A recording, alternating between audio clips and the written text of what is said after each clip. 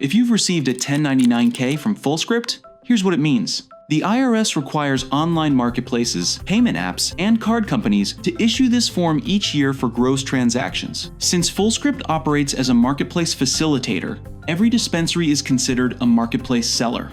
You'll get a 1099-K if your sales reach your state or federal threshold. It's sent digitally if you've opted in for e-delivery. If not, you'll receive it by mail. You can update your address and W-9 anytime from your business financials page.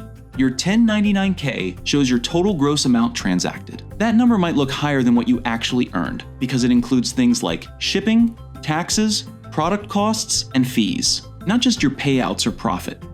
To get a full picture of your earnings, review it alongside your 1099-K export and your account activity and balance reports.